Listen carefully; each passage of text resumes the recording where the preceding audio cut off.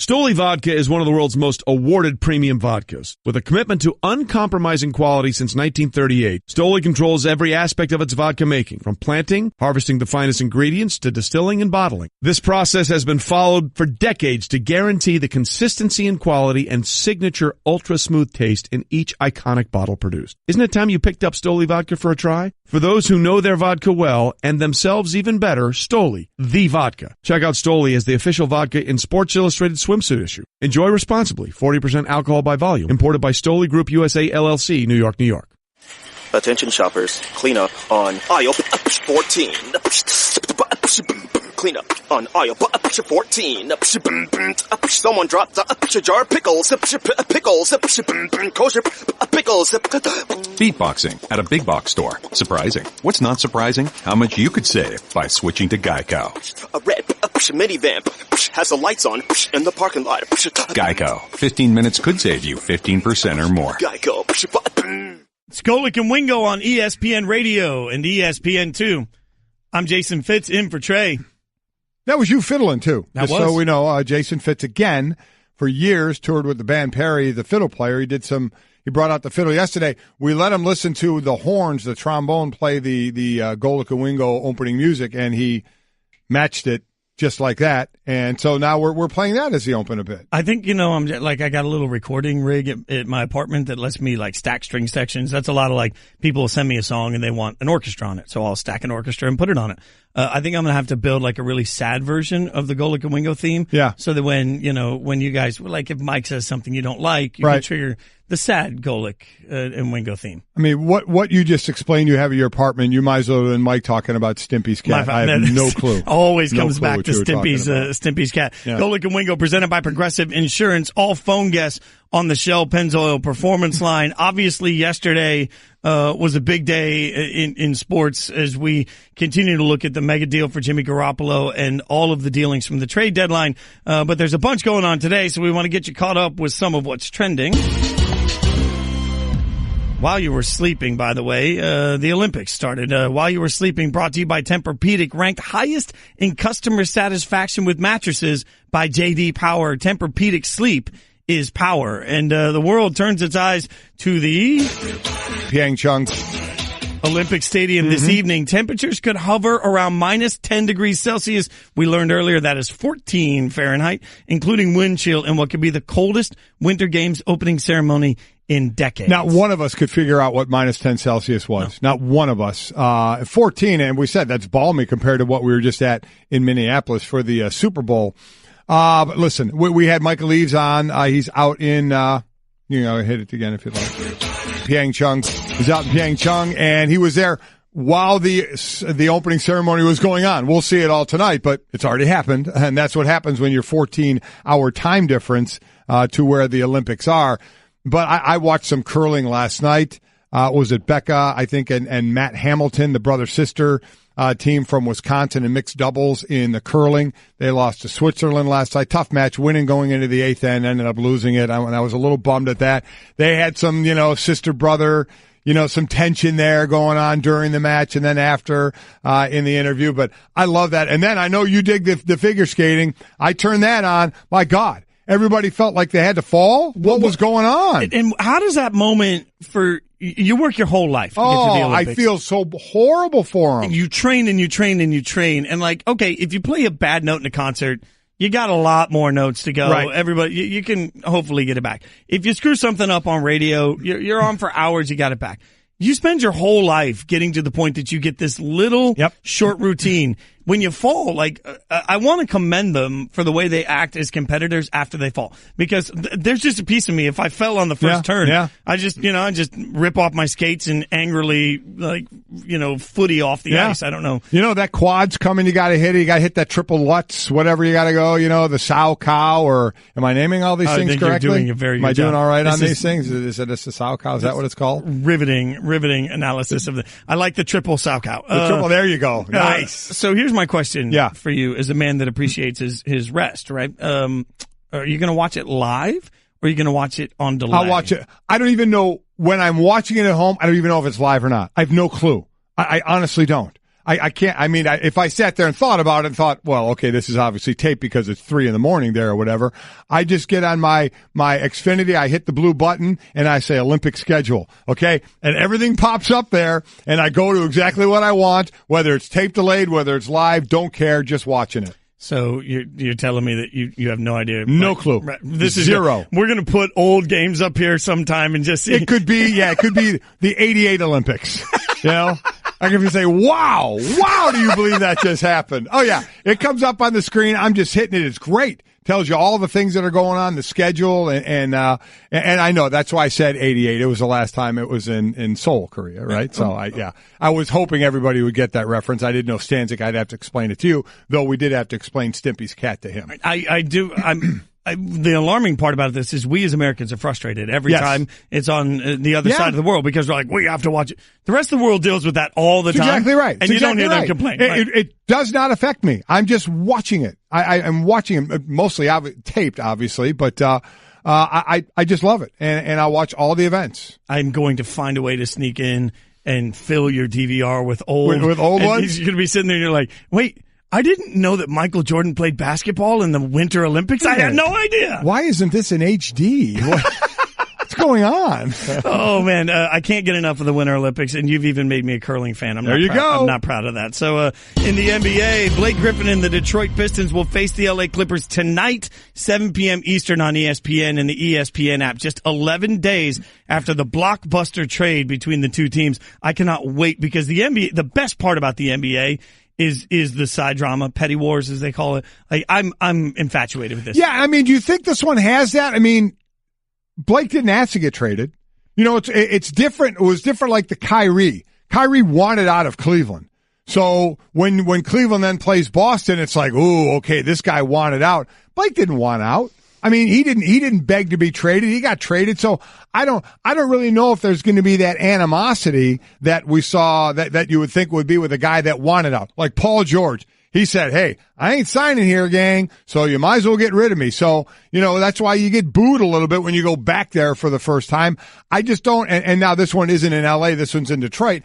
I just don't see the animosity there. Again, with Jimmy Butler. He got traded to Minnesota. So now going back to Chicago. And I think that's a deal that's kind of worked out for both teams, quite honestly. So there's two reasons I think this is a big deal for Blake. One, here's the quote. Obviously, I know all those guys really well. So I can't say that it's just another game. At the end of the day, we're trying to get wins. They're trying to get wins. I'm not really the type of person to be all buddy-buddy during the game. It's going to be a war. Ooh. So there's your first daunting pom-pom. There you go. And they haven't lost 5 games since he's been there. He's played in 4. They're 4-0. They're just hovering right on the outside looking into the playoffs. And sure, we're going to find out more about what the Clippers' long-term plans are over the next couple of months. But it still has to be a little bit of a thorn in your side. If you thought you're Blake Griffin, you're like, you know what? They dealt me to Detroit. It's fine. They're going to rebuild everything and just start over. And then they extend Lou Williams and they don't move DeAndre Jordan. Yeah. And so now you're looking up and you're like, whoa, wait a minute here. I thought we were doing a complete rebuild when instead it's like you know, you're dating a girl and you're like, I just need time. I'm not ready to commit. And 3 weeks later you're engaged to somebody else. Exactly. That's what Blake Griffin is there's got to be a little of that feel. Hey, I would agree with that. But it's not over as well. Let's see if Jordan's there next year. And if Lou Williams, again, he's got a pretty tradable deal. You know, a guy that in just last year could have made 12, 14, 15 mil a year is doing 8 mil a year. So that's a little more palatable if some team wants to trade for him. Absolutely. And I think we'll find out more about the Clippers' plans over the next week. I think this game next year, if these rosters are the same next year, that's when Blake Griffin is going to be like, what just happened? And now the most disturbing trending news of the day. Jimmy Buffett, I have to say this in serious voice. Jimmy Buffett is bidding farewell to the days wasted away in Margaritaville, searching for his lost shaker of salt. The singer reveals to the New York Times Thursday he's been following a strict diet recently. No sugar, no carbs, except on Sunday. I love that, except on Sunday. Well, that's like The Rock. You know, The Rock, you know, obviously eats well, but he has his cheat day, and he also always takes a picture of like 20 pancakes that he's eating on his cheat day. So I guess Jimmy Buffett's just going to slam margaritas on Sunday. He also, by the way, in case you're interested, stopped smoking weed and instead opts for vape oils. Sometimes after working. I like how every time I bring the story up, I'd say hang out or I just want to be friends with. Yeah. And you're just throwing you're all willy-nilly going all Willie Nelson-y. Though what's interesting is he gave up margaritas, but not tequila. But you said you can make the skinny margarita, right? I mean, you can do it without the carbs and the sugar, can't you? Well, there are some carbs, in fairness, in liquor. Okay. But you could throw a packet of Splenda in, a little squeeze of lime. You have a skinny margarita. There you go. His drink of choice, though, is tequila on the rocks and a lot of water, as he says. So we'll see. It shouldn't surprise anybody that the cherry whipped vodka drinker that I there you go. am suddenly up on the skinny margaritas. Next time you see Jimmy Buffett, you'll just see him with the tequila and water and a vape pen. And it'll be pretty good. That is spectacular. Although I still, again, Willie Nelson, if you're watching this, don't get any ideas. We still need to hang out. Really, anytime, Willie, you want to come to Bristol and hang out, I will give you the grand tour. I'm openly shilling to hang out with Willie. Think? We've been obviously speaking of hang out. I think there was a good amount of hanging out in Philadelphia yesterday. Yes, there was. This hour of Golic and Wingo, by the way, brought to you by La Quinta Inns and Suites. Book at LQ.com and win at business. I hope that's true. I mean, if not, it was just sold as a great story, and if you made it up, then you sold it really well. But if that's true, listen, spending most of my career in Philly and watching Philly fans, I could absolutely see that being true. Guy couldn't get off of work, broke his own fingers to get a doctor's note so he could get off of work and go to the parade. So I'm curious why you need the doctor's note. Like, I kind of think you go into your boss and you're like, hey, you got two fingers facing the wrong way. You're like, I can't work today. Or what if you just went in there a wrapped hand? Maybe he's not going to believe you have something broken. Okay. So Let me ask you this. If you were going to break your own fingers, how would you do it? Oh my God. I'd have somebody slam a door on him. Probably. Oh.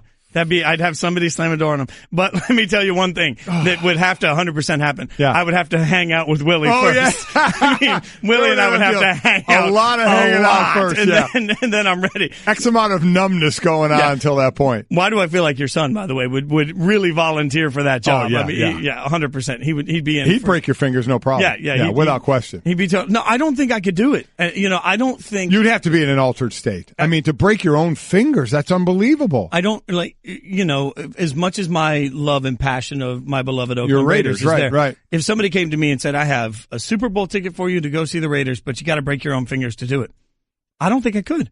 I don't think I could go through with it. I want to think I'd be man enough. I don't think I could do it. Nonetheless, to go to a parade. It's incredible. Incredible. As a lover of parades, I even think that it's too much. And then midway through the parade, doesn't the throbbing just sort of take over? Like, you're not having fun at that parade, are you? It's an interesting scenario that I will probably never get the full story of. Still a little concerned that no one's heard from Board Op Cliff. No one's heard from Cliff. We heard nothing of him in the last phone call. It feels like, again, my one life rule, if you'd see it in a horror movie and say, don't do it, don't do it.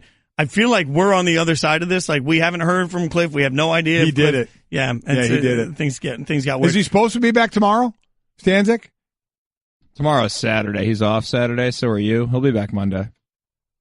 Tomorrow's Saturday? What day is it today? Today's Friday. I like that Stanzik was like, he's off Saturday. Good point. So are you. I mean, that was well played. Glad you told me that. I was going to be in tomorrow, 6 o'clock. Well, I'll be here Sunday, 6 o'clock. Remember, just practicing. Okay. Another highlight from the parade, Eagles center Jason Kelce. We had him on the show yesterday. By the way, he did not reveal when he was with us that he was wearing the sweet, sweet outfit, but he had a message for all of the haters that you have got to hear. No one wanted us. No one liked this team. No analyst liked this team to win the Super Bowl, and nobody likes our fans. And you know what? I've just heard one of the best chants this past day, and it's one of my favorite, and it's new, and I hope y'all learn it, because I'm about to drop it right now. You know what I got to say to all those people that doubted us, to all those people that counted us out, and to everybody who said that we couldn't get it done? What my man Jay Ajayi just said. I don't think that's a chant. Let me tell you. Do you think the upper level of management was just holding their breath when Jason Kelce was dressed like a mummer from a Mummers Parade was at that microphone. He's got that WWE voice, and he was going. That was a small snippet of what Jason Kelce was doing. He went through the entire lineup and talked about the shortcomings, the supposed shortcomings of each of his teammates on offense and defense, of what the analysts thought of his team and why they were underdogs. Dude is scary. Dude is an undersized center who is the best center in the game. He does it on technique. He does it on he's very, very strong, and he does it also because he is a nutcase. Dude is out there. We've had his brother Travis Kelce, the tight end for the Kansas City Chiefs, on more than a few times, and he has a great personality as well. Very fun, loving guy. Jason, while I'm sure fun-loving at times, when it's down to business, dude is a crazy man on the field, and that's, it's kind of that attitude at times you have to have, and he has it. So when he got to that microphone, teammates had to be loving it. But, man, management had to be going, oh, God, where's he going to go? What's he going to say?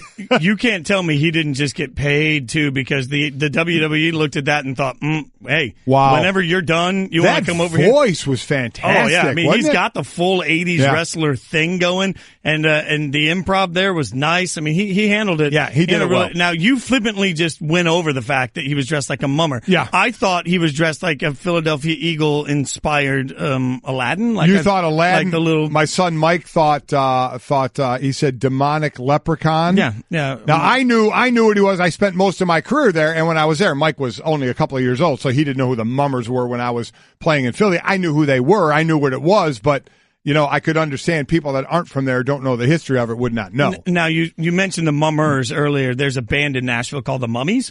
And they played no their relation. set. No. They played their set completely wrapped up as mummies. Okay. So they look like mummies. I thought maybe the Mummers were a band, but Ray back there sent us a little information on the Mummers. Men and women of all ages who belong to more than 40 organized clubs make up parade participants, split into 5 categories: comics, wench brigades, fancy string bands, and the fancy brigades.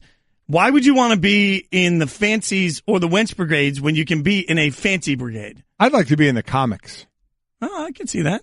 Comics, wench brigades, fancies, string bands, and the fancy brigades. Huh. Like, I mean, I would get stuck in the string band, and I get that, but I'm much like, is there street cred when you walk in and say, I'm with the Mummers, and they say, ooh, what division? And you say, fancy brigade? It's pretty, I don't know. We'll dig into all of the Mummers stuff at some point. We'll get to the bottom of the Mummers. They play on New Year's Day. They're on the parade, but they do other performances as well. But they're very colorful outfits. And if you see Jason Kelly, that's exactly, he actually got it from I think the woman who cuts his hair's husband is in the Mummers, and I think got the outfit for him. I believe that was the connection there. It's spectacular. We'll dig to the bottom of the Mummers. I want to dig to the bottom with you a little bit on the Lakers side of this trade, because we've talked a lot today about the Cavs and what the trade deadline moves meant for them. The Lakers, the biggest piece for them in giving up on a couple of young guys, obviously, in Jordan Clarkson and Larry Nance Jr., the biggest piece for them in doing that is to create money. And we're presuming, depending on how they handle the offseason, they could clear as much as $70 million in an effort to lure a couple big-name free agents. This is all a fantastic plan. Much like hiring, let's say, Josh McDaniels as your coach. You got to wait for him until after the Super Bowl. Right. It's a fantastic plan.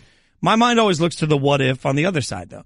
What if they clear all this money, and what they just did is they gave up on 2 young guys that are playing pretty well. They gave up on 2 young guys playing well enough that Cavs people are looking at and saying, hey, what can this team do on the East? That's 2 of the people they gave up on. What if they gave up on those guys and they don't land 2 major free agents? Here's the deal, Jason. I think, look at the Lakers. Who else is we think where LeBron could go? Houston? People have mentioned Philly, staying in Cleveland. Is there anywhere else? No, but other thought process. Any team that is thinking about getting LeBron has to do this, right? They have to clear enough space, but only one team gets him. So you're going to have multiple teams that are going to be like, okay, we're going to try and be in position to get LeBron, but only one team's going to get him. And then those other teams, now they can fill it with other players, but their plan is we have the space available in hopes of getting LeBron James. Biggest piece of this trade, I think, for the Lakers is they do get a first-round draft pick back for this year, right, which they absolutely needed. They cannot afford to give up, especially not having second-rounders for the next 2 years. They can't afford to not have the draft equity. But with the teams you mentioned, if I'm LeBron and I'm sitting there and I'm looking around at all my situations, and let's forget about where you own houses. Rich people own houses everywhere. Let's forget about the fact that you want to do movies. Sandra Bullock lives in Texas. Doesn't matter. You can do movies and guys live like anywhere. LeBron, right? Does not matter where you live. You're looking at it saying, well, I can go to Houston. And if you add LeBron to Houston, at least in theory, they immediately becomes let's just watch the Warriors in Houston play 80 games a year. If he goes to Philly, he's got this great young core of not only entertaining, energetic guys, but guys that can play. Right. Or he can go to L.A. where he's got Ball and Kuzma and Ingram. That's not as good. That's not as good as a base as the other No, teams. it's not, especially when, let's be honest, LeBron feels great now, but you're still on limited number of years. So wherever you go, you want to hit the ground running. Now, it's not to say Philly is really old either. Ben Simmons was hurt last year, is playing his first year. Joel Embiid just in his third, and he missed a couple of years. Markelle Fultz isn't even doing anything just yet, so it's not like it's an older team. But, man, with Joel Embiid, you're talking about one of the best big men around. That and Simmons at 6'10", with the ball in his hand. It to me, I'm with you. It looks, but to add a LeBron, it looks like a better thing than L.A. with Ball and with Kuzma, who's been fantastic, and with Ingram. I would agree with you. There are better circumstances, I think, for LeBron to go to win immediately. Not only that, but if he goes to Philly, really, he's got a couple of small pieces ahead of him. Like Boston looks like they're built for short-term and long-term success. Right. They obviously benefited out. He goes to the Lakers. Man, he's still got to contend with several teams that are going to, even with LeBron, likely be better than the Lakers for much of the regular season. I agree. It's a difficult situation that Magic has to get right because now he's leveraged and put all of his eggs into that basket. Coming up, how do you go from an MVP candidate to an afterthought in 8 months? We'll tell you next. Differing opinions all over the place. Golic and Wingo on ESPN Radio and ESPN2. I'm Jason Fitz in for Trey. Presented by Progressive Insurance, all phone guests on the Shell Pennzoil Performance Line. A lot of conversation about last season. Isaiah Thomas averaged almost 29 points per game, third in the NBA, finished fifth in the MVP voting, and now they're playing hot potato with his career.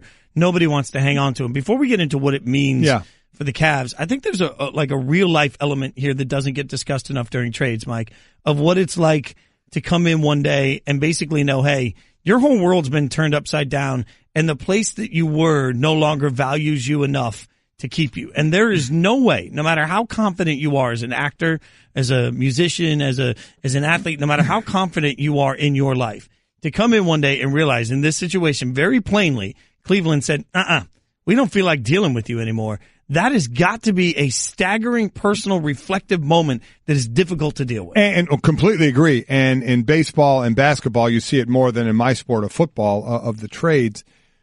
And I think so much so that, like a basketball player, there were guys on that Cavs team that knew if there was going to be a trade, some of them were going to be involved. Role players, you kind of know you can be on that chopping block, right, to be traded. For Isaiah Thomas, this was a trade for a great Kyrie Irving and a trade for a great Isaiah Thomas who had a monster year. You just gave the numbers of an ascending talent that was looking to get a max deal at the end of this summer. That guy doesn't get traded at the trade deadline, a guy that's doing that. He was supposed to be the guy that worked with LeBron, that was supposed to work well enough that LeBron would want to stay and hopefully continue by adding even someone else to it. And it's now coming off an injury, and that's difficult, major, surgery to the hip and trying to come back for that. But, man, could it have not worked any more than it has not worked from his play of not getting back to where he was to, I really think, becoming that, why are you speaking so much in the locker room guy when you just got here and trying to tell everybody what our woes are, publicly? Where it just really, really didn't work out to now. All of a sudden, he's traded off again, and I don't know if there's anybody that thinks he's going to be a Laker down the road as well, or he's going to be on the move yet again. The interesting part of me, let's say you're a chef at a restaurant, and you're in you're in like a 5-star restaurant. You're a great chef. And one day you walk in and the owner says, hey, I traded you to the 5-star restaurant across town. At least you can look at it and say, okay, I really respect what that guy does. I get it. But you get traded and you get the flu right when you get traded. You never really get back into the kitchen. Right. You don't get your rhythm. And one day you walk in and they say, hey, we traded you for 6 boxes of mac and cheese and some future considerations. There has to be a moment where you go home and you think, man, what has gone wrong that this is all I'm worth? And one of the key pieces to this, you mentioned earlier, Isaiah's dealt with some family tragedy on top of all of this. So you're trying to find normalcy in a world where I'm not sure normalcy can exist. And then you're trying to figure out what your professional self-worth is. That's got to just be it's not even humbling. It's a crippling moment to figure out, okay, they dumped me because they think I'm the problem. Yeah. Now what? And the reports yesterday varied all over the place, but the Lakers don't seem to have a plan that most think includes Isaiah long term. So now he just he sits in NBA purgatory until this whole thing works out. And that's the one thing about the trade now is time doesn't stop, right? All these new guys for the Cavs, well, they play tonight. You know, anybody got traded, the games are going on. Yeah. So Isaiah, how quickly do you put it behind you? You saw was it from his agent, the text out there that said he's not coming off the bench? Well, okay. I mean, so what's he going to do if they want him to come off the bench? Say, I'm not playing? I mean, what are your options here? He's a point guard. Lonzo Ball's a point guard, but the thought is they could both be on the court at the same time. Lonzo's been dealing with some injuries as well, so that may give more time to Isaiah. But what's the future plan? You're right. To what thought of, my God, how he's thought of in Boston too. Boy, oh boy, can we get Kyrie? Kyrie wants out of there. And do we really want to max this guy out? Yeah, let's ship him to Cleveland. Oh, it's going to work with LeBron. It does anything but work with LeBron. It gets shipped again to now where his agent has to say, well, if he's not coming off the bench. I mean, boy, oh boy. I mean, a lot of times you would say, well, you know what? That's life in pro sports. And it is. The tough part is that tugging part of, man, you lost your sister, that personal tragedy during the playoffs last year, you know, in the car accident. It's just horrific. Now, it's not that other players haven't gone through personal tragedies as well, but just seeing what was on the precipice for Isaiah Thomas and where he is right now, I don't think anybody believes he is going to be a Los Angeles Laker past this season. No, and I think that at some point, you know, his only option if he refuses the assignment, whatever they give him, is to take a buyout. And as much as so many of you guys listening are going to say, and I can hear it already, well, you make millions of dollars to stay at home. That's not where your self-worth comes from. And that's where it's got to be difficult to come home one day, sit on the couch and realize, man, I no longer have value in the only thing that I know how to do and the only thing that I've been doing. There's a real sort of life situation. Now, yesterday on The Jump, the crew discussed what's become of Isaiah Thomas. This is what they had to say. I hate to say it. I mean, right now, it's been a month since he's been back, and I thought that was well enough time for him to get his rhythm and look like the player that we've seen in Boston. He's, to me, and I hope this is not true, he looks like damaged goods right now. Wow. I hope he could come out of that. He really looks like. And that was the fear that everyone had with that hip injury. I mean, it's not. Well, his game is so much on quickness, right? Because he's so much smaller. The window for him to make all those shots he makes, he's got to get there quicker. He's got to have that first jump, and we haven't seen it yet. Well, that would be a part of it that would, listen, and we've seen that happen time and time again, injury taking a toll on your body to the point where you can't do what you do. His game is quickness. He loses quickness. He's done because he's a defensive liability. He has the one thing that he can be quicker, and that's what you do. When you're smaller than everybody, you better be faster and or quicker than everybody to make your game. And that's what we saw last year with him out of the Celtics. And those guys playing, you know, athletes are athletes in different sport of coming back, and you hear the basketball guys saying, a month coming back, you would have thought he would have been a little bit further along from the physical aspect. So is it the physical aspect? Is it the type of offense he was running in Cleveland where the ball most of the time is going to go through LeBron? You know, Isaiah Thomas is used to that being the guy with the ball and directing traffic. You see him on plays with Cleveland standing, you know, way at the top of the key with his hands up waiting for the ball to come back to him, and it ain't coming back to him. It's not running through him right now, so it just seemed to be not a good fit. I think this feels like one of those moments that we just throw it off as an aside when we're dealing with real athletes, but if we watch the movie version of this, you've got a guy that personally has a lot that he's going through. Right. physically is a shell of who he was as a player, now mentally feels like he's no longer necessary, we would be watching this movie and it would captivate everybody and we would talk about the sadness of the situation. But when it actually applies to a real person going through it, everybody just wants to hide under the guise of like, hey, you're a millionaire and you get paid to play sports. So now the last part of that movie is the redemption story, right? So let's see if and when that can happen for Isaiah. Absolutely. Coming up, we're expecting 2 members of the world champion Philadelphia Eagles that Jason Kelce specifically shouted out in his parade speech yesterday. We'll find out what they thought about it. We're expecting them to join us in studio next. Maybe they saw our board op Cliff, who's still missing. Skolik and Wingo. ESPN Radio, ESPN2. I'm Jason Fitz in for Trey. So behind the curtain a little bit, we're supposed to have a couple of the Eagle players here. They're getting bussed in, more than a few of them, I believe, and they're going to be around ESPN all day doing various shows and such. But as the morning show is 6 to 10 Eastern, a lot of times we lose out on that because they don't get here until either after our show is over or close to the end. And the ETA for them was during this hour, and it got pushed to about 9:40 just 5 minutes ago. They were supposed to get here. So we don't know if they have arrived yet, if we'll get the guys in time, but that's kind of why we're saying we're expecting to have a couple of Corey Clement and Lane Johnson, but I think there's 5 or 6 of them, that it will be. So you'll see them all over ESPN, TV, radio, wherever, a lot of different venues today. But they're just getting in right around now, so we're hoping to get them. But at some point, obviously, we won't be able to, as we're just 7 minutes away from being off air. So we've been asking you guys what you're going to do first Sunday of no football. I have to throw out a shameless. Go ahead. My mother-in-law turns 65. Really? On Sunday, so I'm going to fly to Nashville and spend a little time with the family, and happy birthday, Kathy. That's great. Obviously, cake birthday involved, right?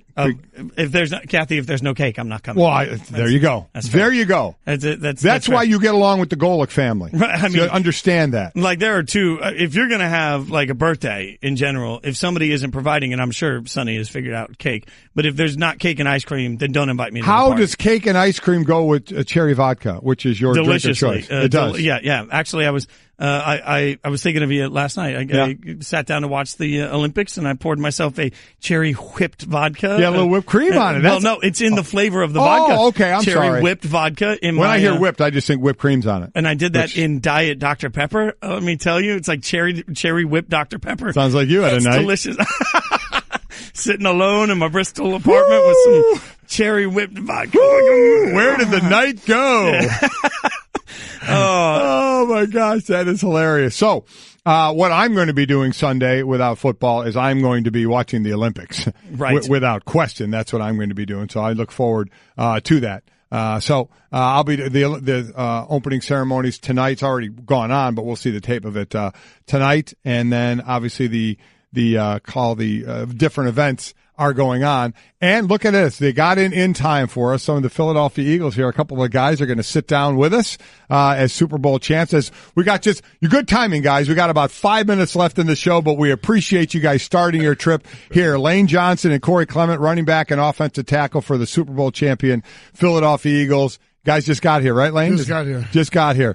Corey, did you have to run here at all? No apology necessary at all. Let's be honest for a second. What's the level of hangover after the parade? Yeah, yesterday? Seriously. It's up there. A few guys didn't make it with us. Oh, really? Oh, yeah. That's why it's still but this is a bus. If they missed it, that was okay. You guys aren't going to get fined for missing this bus, right? Any of the guys who missed? No, we don't think so. That'll be okay? I hope not. So, Lane, you are responsible for getting the entire city free beer at the parade. Does that mean you never have to buy a beer anywhere again in the city of Philadelphia? I sure hope not. As much as I saw on the streets yesterday, as much that was passed out, so I wouldn't expect so. Have to admit, we saw Doug Peterson do a beautiful one-handed catch of a beer thrown to him. Was that him? Oh, yeah. Oh, yeah. I mean, he did the perfect give with it. You know, you kind of give with the catch. Exactly. You know, it was fantastic. Kind of like your catch that you didn't bobble before you stepped out of the back of the end zone, right? Exactly. Did you think at all, what was it, 22-yard touchdown, a beautiful pass right up the seam there. When you caught that, did you, and you knew it was going to go to replay, have any doubts at all? I didn't have any doubts until they actually just slowed it down a bit. And yeah, when you slow anything down, you kind of get a little nervous. But at the same time, I'm like, let's hurry up and review this thing so we can put our hands up and say touchdown because I know it's a touchdown. There you go. Lane Johnson, Corey Clement, Super Bowl champions joining us. Guys, Lane, I'll throw this to you. It's 4th down, 4th and goal. You hear the play call that it's going to be a pass to my backup quarterback. Like, is there a moment there where you think, holy cow, or are you just totally confident? No, I was confident in it because, I mean, we've seen it run before. We've been running it for weeks in practice, so we've been ready to pull it out of our back pocket. Whenever he called it, I said, easy job for me. All I got to do is go left like a bootleg. So not much for me. So easy play. Jason Kelce, we had him on, said the same thing. He said knew it was going to work. How about you? Oh, I knew 100% it was going to work. Y'all had that much confidence in Trey Burton. He can make that throw, huh? For sure. Oh, yeah. We just made sure Trey didn't have to throw a bullet pass to our quarterback. So, listen, he could have shot-putted that thing. He was so wide open, though, right? He could have. Yeah. So, and Corey, when you think about sort of the last minutes of that game, right. Like walk me through your emotion, like real, when you're standing on the field and you realize, holy cow, I've worked my whole life for this, and it finally happened. Oh, it really slowed down to the point to where I thought back to when I was like 7 years old, just watching my first Super Bowl. With my dad, my mom, my brother, and I just had dreams set ever since. So when I got a chance, I just thanked everybody that even got me to this point. So my path was a little different. Didn't get drafted, of course, but it made it that much better. Let me tell you, I was so happy for you guys. Not going to lie, a little jealous. Most of my career being in Philadelphia with some great defenses, and the guys that played there, we thought we were going to get one. But man, you guys finish it off, and you get the glory of it. You love being on the field, controlling things. So Lane, how about when you're off the field, when Tom Brady's got the ball? A couple minutes ago, and you're like, oh my, this is Tom Brady doing his thing. And you had the defense had no sacks at that point, and then Brandon Graham comes up with the play of the game from the defensive side. Yeah, we were all on the sidelines just, biting our nails, kind of, head down. And the guy at quarterback's pretty good out there. Yeah, I mean, this couldn't go any more perfect for him. This is kind of the scenario was going. But yeah, it was, I mean, when he made that sack, I mean, the game instantly changed. I wish we could have got the first down to kind of seal it off. Right. We got another chance, but big play for us, huge play for us. That drive, were you expecting, when you ran it 3 times and punted, were you expecting maybe a pass one of those to try and get the first down to end the game? Or were you not sure? Maybe. I mean, I felt like we were doing a pretty good job. I felt like we were pretty good all day in the run game. Just get it one more time. Right. We couldn't do it, but we were close. Worked out okay. Guys, worked out okay, man. So we only have like a minute here, but your thoughts on Jason Kelce when he's going off at the mic? How nervous were you he was going to say something wrong? I wasn't nervous at all. Kelce, goes on his rant sometimes, and it's almost like he has it prepared. He does it so perfect, and he knows the right things to say, and he knows how to shout some people out. So I bet. Oh yeah, he shouted you all out. I see this all the time, and just in the meeting room. So I said, like Doug always says for the game, let your personality show. By God, did he? Well, I was going to say that might be the wrong guy to say that to, but I guarantee you Vince McMahon is thinking down the road when Jason Kelce's done, because he could be in that WWE really, really well. Yeah, we've all decided he's got a future in pro wrestling just for the voice and the growl, man. Guys, we appreciate it. Yeah, I know really obviously it's been a crazy 24, 48, 72 hours for you.